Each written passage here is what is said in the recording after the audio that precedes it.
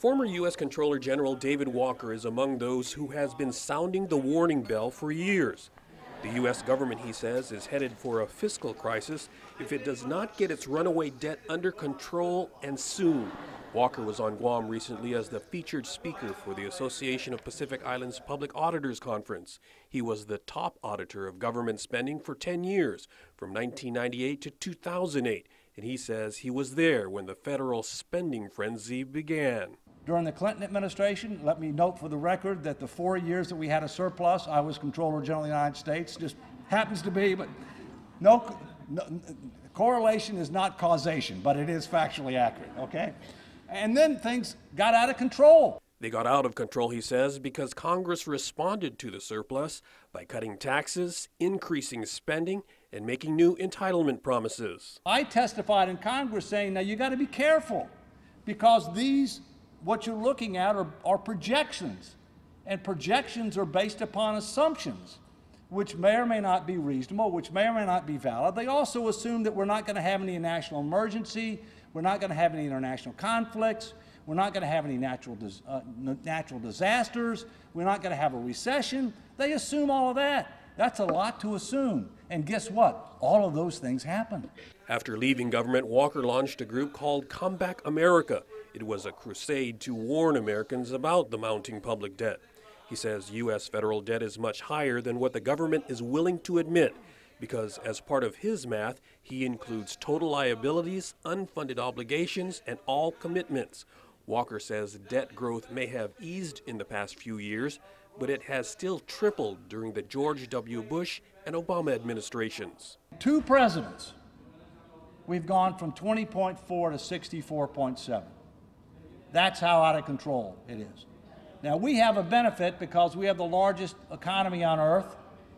We have a global reserve currency called the U.S. dollar, which means we have more flexibility, but we are not exempt from the laws of prudence. You can't spend more money than you make continuously. You can't make promises that you don't fund, that you can't afford and sustain forever.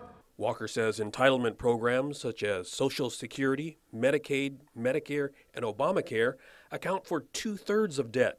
He says that ratio of mandatory federal spending is not sustainable, and Washington will be forced to make some very tough decisions. It is inevitable, and we will do it.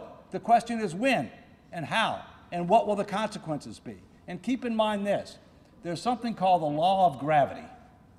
Bad news flows downhill.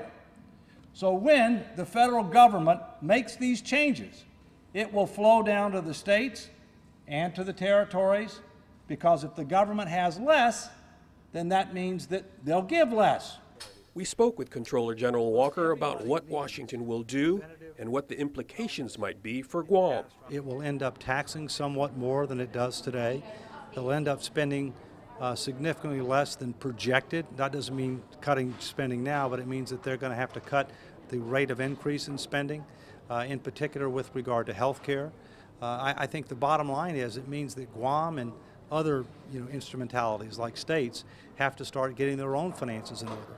And candidly, as I look at Guam's financial statements, it has some real challenges, not just with regard to its debt, but its underfunded pensions, its unfunded retiree health obligations. When you add those up, and when you look at the number of taxpayers, it's a real challenge. Walker says Guam leaders need to start finding ways to reduce our own local entitlements as soon as possible before the federal government starts making those painful decisions. I would restructure your retiree health care obligations quickly because of the change in accounting principles, because of the change in the tax laws that are coming in 2018. I think there's a way to do it that's fair to employees, retirees, and the taxpayers who have to pay the bill. You've dealt with a lot of your pension problem because you've really gone to a defined contribution plan for new workers. That'll take care of itself in time, but the health care obligations are the real key. Walker is in favor of universal health coverage, but limited to preventative wellness and catastrophic care. He says the elderly and veterans ought to receive additional subsidies, but that's it. That's a universal need, which we need to make sure that everybody has, okay? People may want more than that, and they ought to have that option, but they ought to be able to have to pay something for it. The problem is the federal government in the U.S. tends to overpromise and subsidize too many people, including wealthy people, for health care. And that's inappropriate, it's unaffordable, it's unsustainable. Cutting costs is one side of the equation. Raising revenue is the other. One final word of economic advice from the Comptroller General: diversify. The other thing is you got to grow the economy or the tax base faster than the budget. You've got a beautiful place here with a lot of potential.